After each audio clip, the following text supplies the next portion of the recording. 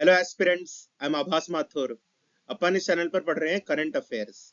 Current affair series अपनी जो चल रही है यूपीएससी 2026 के लिए, उसके अपन है पार्ट 18 पे।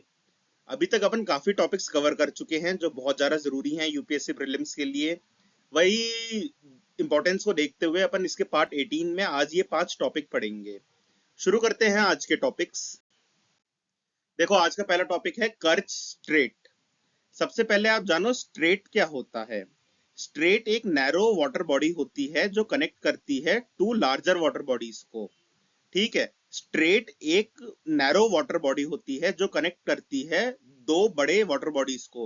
हिंदी में इन्हें जल डमरू भी कहा जाता है। ऐसे ही एक इस्तमस भी होता है। इस्तमस एक नैरो पीस ऑफ लैंड होता है जो कनेक्ट करता है दो बड़े लैंड मासेस को। इस्तमस क्या होता है? इस्तमस कनेक्ट करता है दो बड़े लैंड मासेस को। स्ट्रेट कनेक्ट करती है दो बड़े वाटर बॉडीज को। इस्तमस एक नैरो पीस ऑफ लैंड होता है जो कनेक्ट करता है दो बड़े लैंड मासेस को। स्ट्रेट एक narrow piece of water body होती है जो कनेक्ट करती है दो बड़ी वाटर बॉडीज को।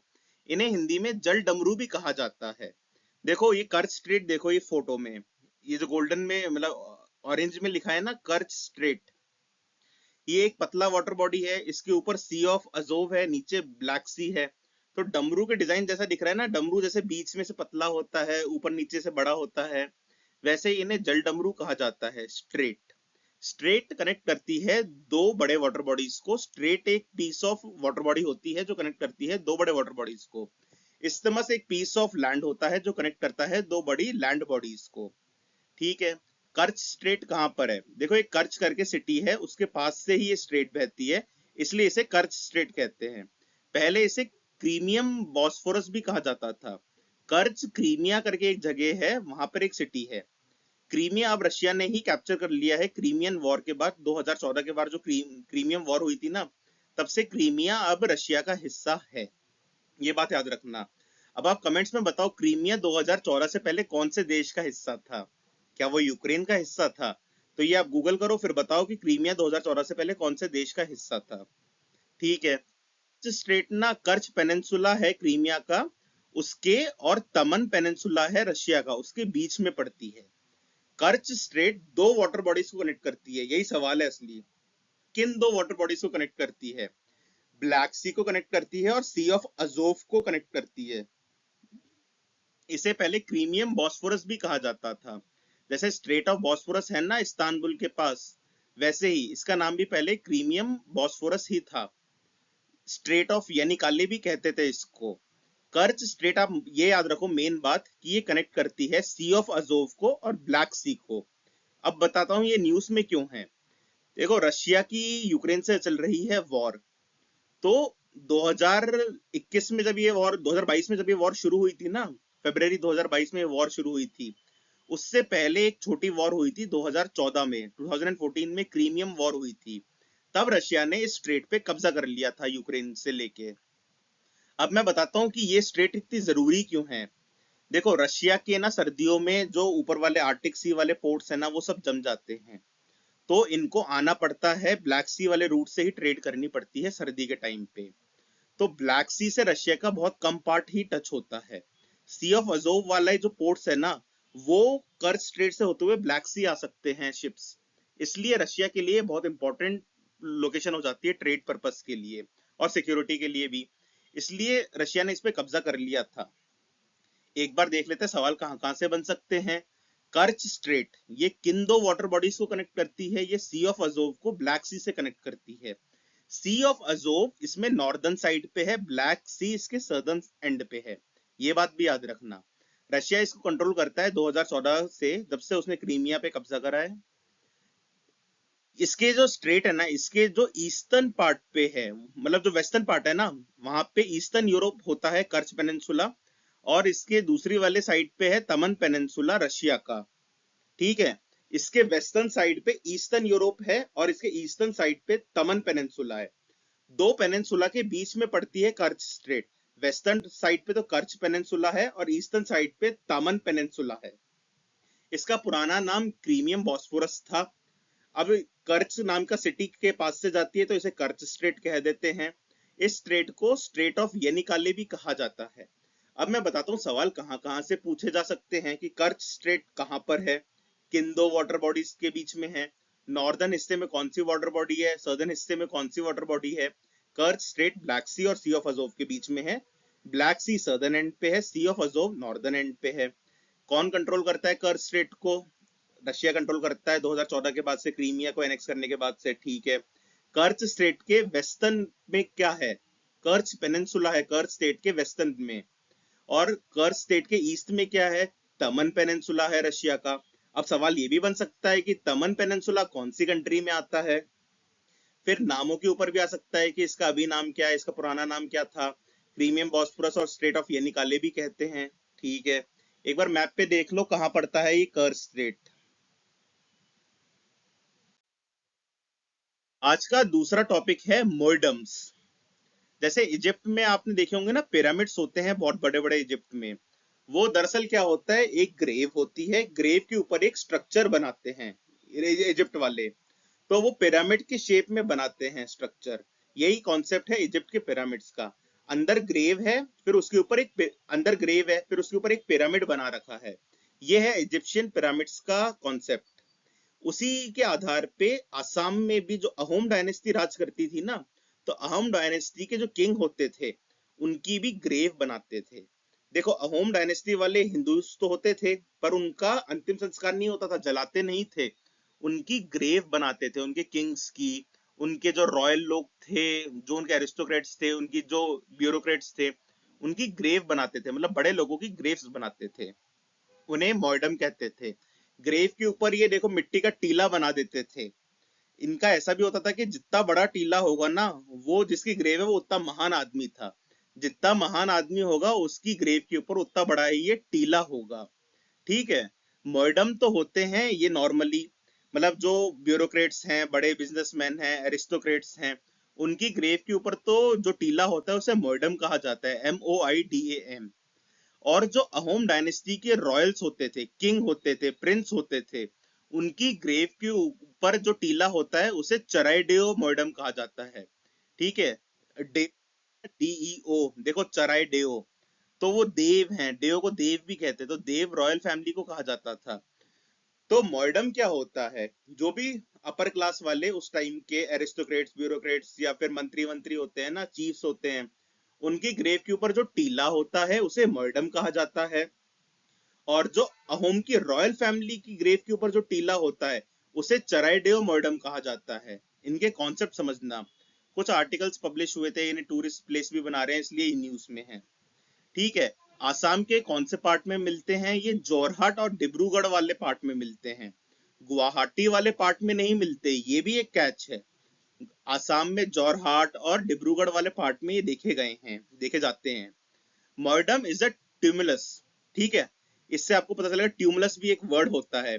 ट्यूमुलस क्या होता है? A mound of earth raised over a grave of a home royal and aristocracy. जो भी अपर क्लास है, अहोम रॉयल्टी है या एरिस्टोक्रेसी है, उनकी ग्रेव के ऊपर जो माउंड ऑफ अर्थ होता है उसे ही बोला जाता है मर्डम। और जो चराइडेओ मर्डम होते हैं वो सिर्फ अहोम रॉयल्स के लिए ही होते हैं। और जो अदर एरिस्टोक्रेट्स या चीफ्स हैं उनकी ग्रेव के ऊपर जो माउंट है उन्हें मर्डम ही कहा जाता है। चराइडेओ मर्डम किसे कहते हैं? चराइडेओ मर्डम तो अहोम रॉयल फैमिली वाले ही हैं, ठीक है। इन्हें इजिप्ट के पिरामिड की तरह ही कॉन्सेप्ट है इसका, तो इन्हें पिरामिड्स ऑफ आसाम कहा जाता है। यूपीएससी सवाल कहां कहां से बना सकता है? मॉर्डम क्या है? मॉर्डम कौन सी डायनेस्टी से रिलेटेड है? मॉर्डम एक ट्यूमुलस है कि ग्रेव के ऊपर जो माउंट ऑफ अर्थ है, ठीक है। कौन सी डायनेस्टी से है? अहोम डायनेस्टी से है। कहाँ पे होते हैं ये? आसाम में जोरहाट और डिब्रूगढ़ वाले इलाके में होते हैं। फिर ये भी स्टेटमेंट बना के पूछ सकते हैं मॉर्डम और चराइडियो में क्या अंतर है। चराइडियो तो सिर्फ अहोम रॉयल फैमिली की ग्रेव्स के ऊपर ही होगा और मॉर्डम एरिस्टोक्रेट्स या चीफ्स की ग्रेव के ऊपर होगा। इन्हें पिरामिड्स ऑफ आसाम भी कहते हैं। तो पूछ सकते हैं पिरामिड ऑफ आसाम किसे कहा जाता है? ऑप्शन में चीजें दे सकते हैं, तो मॉर्डम पे टिक करके आना है आपको। फोटो देखो ऐसे होते हैं सुंदर से। अहोम जो डायनेस्टी थी ना, उनका मानना था कि उनके जो राजा हैं वो भगवान हैं, वो स्वर्ग देव हैं। वो जब अर्थ से जा रहे हैं तो वो मतलब ऐसे चराइडो के थ्रू जाएंगे। ये एक बहुत सैक्रेड जगह होती है अहोम डायनेस्टी के लिए। मॉर्डम जितना ऊंचा होगा ना, मतलब वो किंग उतना ही पावरफुल था।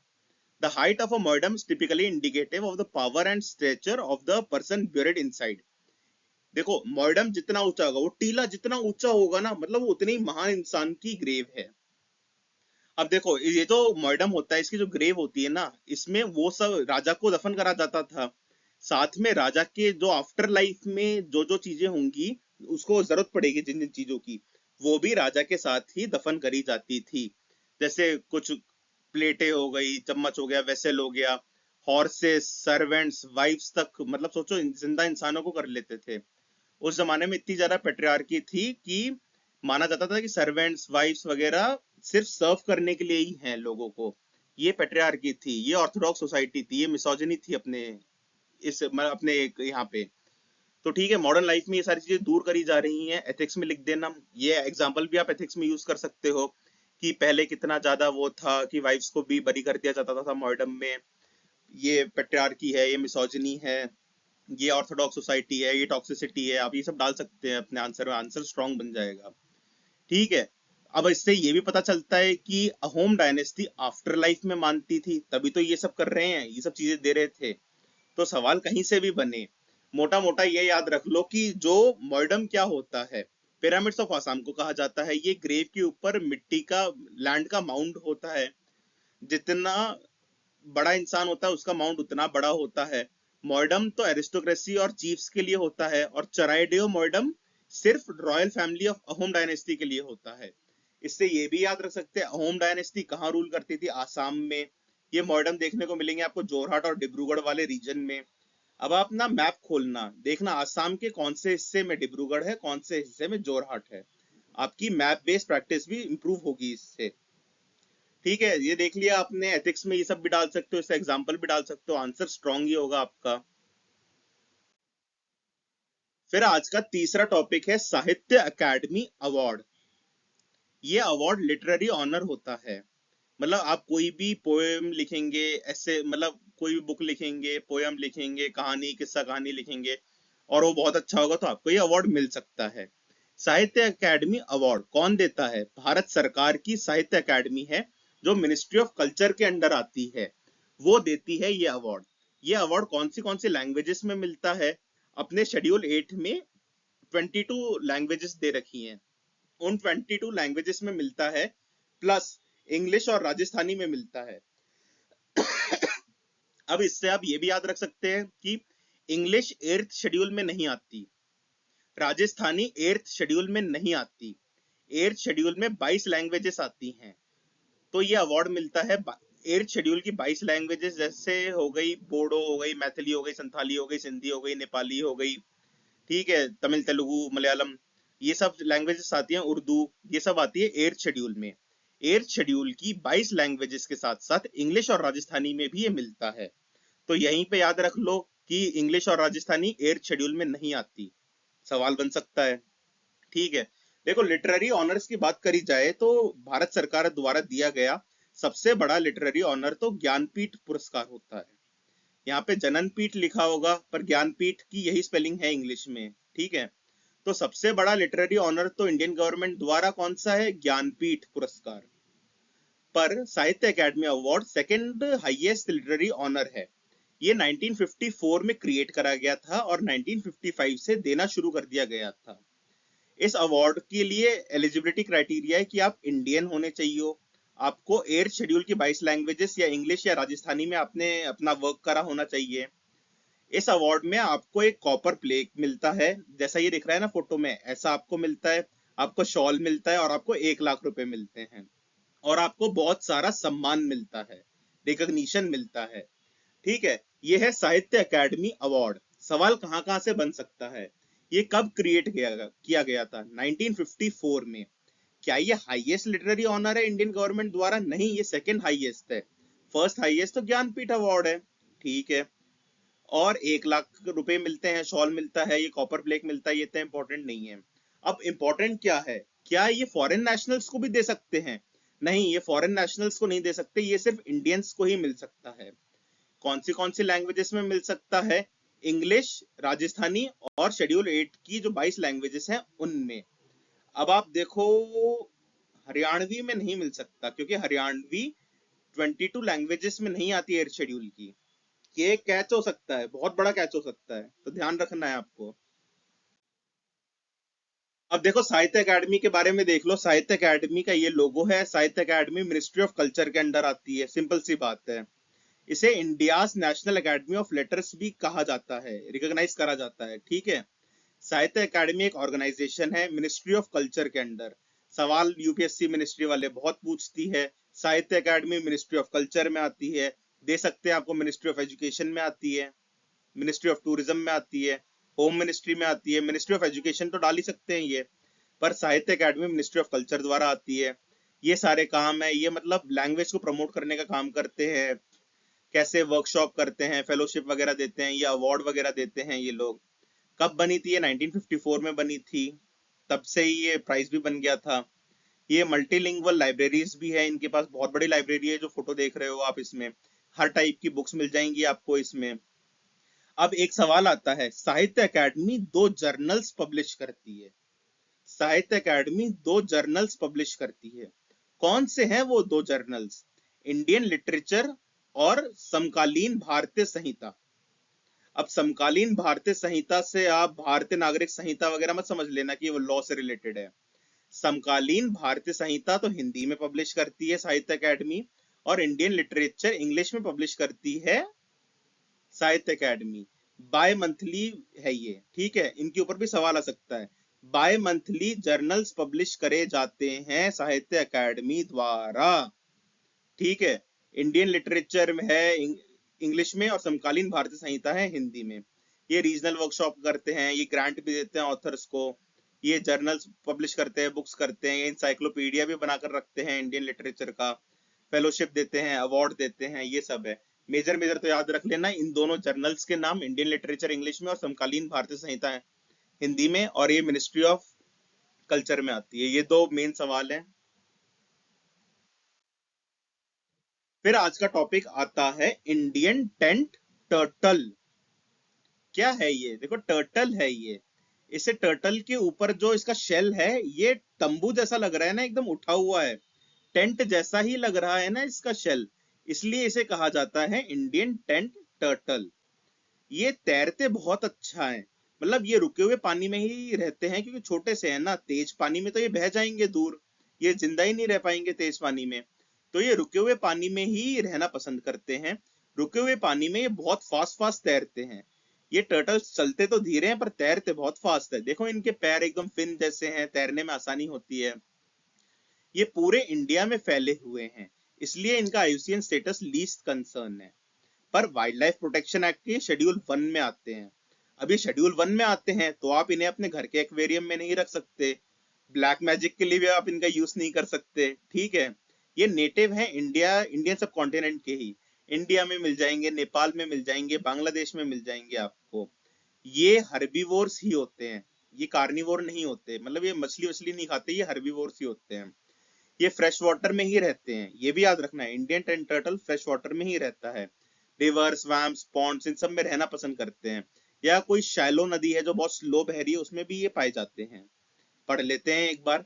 Indian tent turtle native to India, Nepal and Bangladesh, found in fresh water, river, swamps, ponds, still water pools on the river side and slow running water near the river banks. They are active swimmers and herbivores, spread all over India. Madhya Pradesh, Maharashtra, Andhra Pradesh, Uttar Pradesh, Bihar, Bengal, north east, Assam, हर जगह मिल जाएंगे आपको। Wild life protection act के schedule 1 में आते हैं। IUCN status इनका least concern है। ये अपने शेल की वजह से इन्हें कहा जाता है इंडियन टेंट टर्टल। देखो आज का अपना अंतिम टॉपिक है जियो पारसी स्कीम। ये जियो पारसी स्कीम ना पारसी कम्युनिटी के लिए ही स्पेशली बनाई गई है मिनिस्ट्री ऑफ माइनॉरिटी अफेयर्स द्वारा, ठीक है। देखो पारसी कम्युनिटी में क्या है, पारसी कम्युनिटी में ना पॉपुलेशन बहुत कम ग्रो हो रही है। इनकी फर्टिलिटी रेट 1 से भी नीचे है, 0.8 है, यानी पारसी पॉपुलेशन डिक्लाइन की तरफ जा रही है। अपन ने पढ़ा था टोटल फर्टिलिटी रेट 2.1 होना चाहिए, तब जाके पॉपुलेशन मेंटेन रहती है। अब इनकी फर्टिलिटी रेट तो सीधे 0.8 चली गई, तो पारसी बहुत तेजी से कम हो रहे हैं। ऐसा क्यों हो रहा है? क्योंकि देखो 30% पारसी तो शादी ही नहीं कर रहे, 30% बहुत बूढ़े हैं, जो शादी कर भी रहे हैं उनके बच्चे नहीं कर रहे, वो पता नहीं क्या थिंकिंग है उस कम्युनिटी की। तो मिनिस्ट्री ऑफ माइनॉरिटी अफेयर्स ने एक स्कीम निकाली है, परजोर फाउंडेशन, ये भी एक पारसी लोगों का ही फाउंडेशन है, उनके साथ मिलके कि जियो पारसी, कि पारसी लोगों तुम लोग जियो, अपनी पॉपुलेशन बढ़ाओ। ठीक है, तो पारसी लोग कम हो रहे हैं, उनकी पॉपुलेशन मेंटेन रखने के लिए ये स्कीम निकाली है, जियो पारसी स्कीम। ये मिनिस्ट्री ऑफ हेल्थ ने नहीं निकाली, ये मिनिस्ट्री ऑफ माइनॉरिटी अफेयर्स ने निकाली है। अब आप लोग बोलेंगे कि पॉपुलेशन कम हो रही है तो अच्छा ही तो है देश के लिए। देखो, पॉपुलेशन कभी भी बोझ नहीं होती, लाइबिलिटी नहीं होती पॉपुलेशन। पॉपुलेशन हमेशा एसेट होता है, ये बात याद रखना। और पढ़े लिखे लोग हमेशा एसेट ही होते हैं नेशन के लिए। पारसी कम्युनिटी की ना लिटरेसी रेट बहुत ज्यादा है। पारसी कम्युनिटी फाइनेंशियली भी बहुत साउंड है, इकोनॉमिकली स्ट्रांग है, काफी सारे बिजनेसेस में होल्ड है इनका। जैसे आप देख रहे होंगे, रतन टाटा जी के भी बच्चे नहीं थे, उनके ब्रदर के भी बच्चे नहीं है, शादी नहीं करी इन लोगों ने। तो पारसियों में ऐसा माइंडसेट है। हमें पारसी इसलिए चाहिए क्योंकि वो काफी बिजनेस स्किल्स हैं उनके अंदर, एडमिनिस्ट्रेटिव स्किल्स हैं, वो काफी लोगों को एम्प्लॉयमेंट देते हैं, देश की जीडीपी में सपोर्ट करते हैं। पॉपुलेशन हमेशा एसेट होती है, कभी भी लाइबिलिटी नहीं होती, ये बात याद रखना। ठीक है, तो इसमें ये क्या करेंगे? एडवोकेसी करेंगे, समझाएंगे कि बाल बच्चे होने चाहिए, आपका परिवार होगा, आपको खुशी मिलेगी, यही सब एडवोकेसी करते हैं। फिर जिनको थोड़े हेल्थ इश्यूज होते हैं उनको मेडिकल ट्रीटमेंट देते हैं, कम्युनिटी हेल्थ भी बढ़ाते हैं। ठीक है, आइए स्कीम देख लेते हैं, Jiyo Parsi scheme by ministry of minority affairs. ये सेंट्रल सेक्टर स्कीम है, सेंट्रली स्पॉन्सर स्कीम नहीं है, सेंट्रल सेक्टर स्कीम है ये। देखो, सेंट्रल सेक्टर स्कीम का मतलब होता है कि सारे पैसे केंद्र सरकार देगी, सेंट्रल गवर्नमेंट देगी। और सेंट्रली स्पॉन्सर स्कीम का मतलब होता है कि कुछ पैसा स्टेट्स को भी देना होगा, 60-40 का रेशियो होगा, 60 सेंटर देगा, 40 स्टेट देगा। या स्पेशल कैटेगरी स्टेट्स हैं, हिमालयन स्टेट्स हैं, नॉर्थ ईस्ट के स्टेट्स हैं, तो 90% पैसा सेंट्रल गवर्नमेंट देगी, 10% पैसा स्टेट गवर्नमेंट देगी। ये होता है इन स्कीम्स में। इस स्कीम का ऑब्जेक्टिव क्या है? To arrest the declining trend of Parsi population by adopting a scientific protocol and structured interventions. Total fertility rate of Parsi community has reached below 1, 0.8 चली गई है। 31% पारसी तो देखो 60 साल से एज में ज्यादा है, 30% पारसी मैरिज ही नहीं करते, फिर जो मैरिज करते हैं वो बच्चे भी नहीं करते। अब देख लो, यूपीएससी पूछता है मिनिस्ट्री का नाम, काफी बार तो गलत, मैक्सिमम टाइम्स तो गलत ही देता है प्रीलिम्स के पेपर में, पर लोग कंफ्यूज हो जाते हैं, गलत करके आ जाते हैं। Jiyo Parsi scheme ministry of minority affairs और परजोर फाउंडेशन ने निकाली है। मिनिस्ट्री ऑफ माइनॉरिटी अफेयर्स और Parzor foundation. This scheme comprises of 3 components: advocacy, health of the community और medical assistance for assisted reproductive treatment. देखो, आईवीएफ कराना हो, सेरोगेसी करानी हो, उसके लिए सरकार पैसा देगी, ऐसा सिस्टम है इसमें। फिर स्कीम में एक और चीज है कि इसमें क्रेच भी प्रोवाइड करा जाएगा, सीनियर सिटीजन को ऑनरेरियम भी दिया जाएगा, मतलब पैसे भत्ता दिया जाएगा, ताकि वो देखो बूढ़े हो गए बहुत, वो अब बच्चा कर रहे हैं, तो अब उन्हें फाइनेंसिस की जरूरत तो है ही, तो सरकार उनको सपोर्ट करेगी। क्रेच फैसिलिटी मिलेगी वर्किंग कपल्स के लिए, चाइल्ड केयर सपोर्ट मिलेगा। एक पोर्टल बना रखा है जियो पारसी पोर्टल, उसके तहत आप रजिस्टर करेंगे तो डायरेक्ट बेनिफिट ट्रांसफर भी होगा, आपका मैकेनिज्म भी बना रखा है इन्होंने। असिस्टेड रिप्रोडक्टिव टेक्नोलॉजीज होती हैं, जैसे इनवर्टो फर्टिलाइजेशन, आईवीएफ हो गया, इंट्रासाइटोप्लाज्मिक स्पर्म इंजेक्शन हो गया, या सेरोगेसी वगैरह हो गया। तो ये सब भी सुविधाएं सरकार देगी, जिससे पारसियों की पॉपुलेशन कम नहीं हो, खत्म नहीं हो जाए पारसी। ठीक है, देखो पारसी एक तरीके से सॉफ्ट पावर भी हैं देश के लिए, ईरान से डिप्लोमेसी वगैरह के लिए। और पारसी लोग बहुत ज्यादा ग्लोबल लेवल पे भी हैं, इसलिए इंपॉर्टेंट भी है ये उस पर्पस के लिए भी। अब आप देखो, इसमें क्रेश फैसिलिटी भी दी जाएगी, डायरेक्ट बेनिफिट ट्रांसफर है, ऑनरेरियम भी दिया जाएगा सीनियर सिटीजन को चाइल्ड केयर असिस्टेंस के लिए। ठीक है, अब आप देख लो आईवीएफ को फुल फॉर्म भी देख लो, अगर किसी को नहीं पता हो तो, इनवर्टो फर्टिलाइजेशन होता है आईवीएफ का फुल फॉर्म। और आईसीएसजे, ये बहुत कम लोगों ने सुना होगा, ये इंट्रासाइटोप्लाज्मिक स्पर्म इंजेक्शन होता है, ये भी एक असिस्टेड रिप्रोडक्टिव टेक्नोलॉजीज होती हैं। अगर मेंस के साइंस एंड टेक्नोलॉजी में आ जाए ना सवाल, असिस्टेड रिप्रोडक्टिव टेक्नोलॉजीज के बारे में, तो आईवीएफ और आईसीएसजे आप लिख कर आ सकते हैं, यहीं से आपका आइडिया हो जाएगा। फिर सेरोगेसी वगैरह भी इसी में आता है, मेडिकल असिस्टेंस भी इसी में आते हैं, ठीक है। फर्टिलिटी इश्यूज से को टैकल करने के लिए फाइनेंशियल असिस्टेंस दी जाएगी। ये पोर्टल है जियो पारसी स्कीम का। Thank you very much. बताइएगा ये लेक्चर आपको कैसा लगा, समझ में आ रहे हैं टॉपिक्स, कैसे लग रहे हैं, कमेंट्स में जरूर बताएं।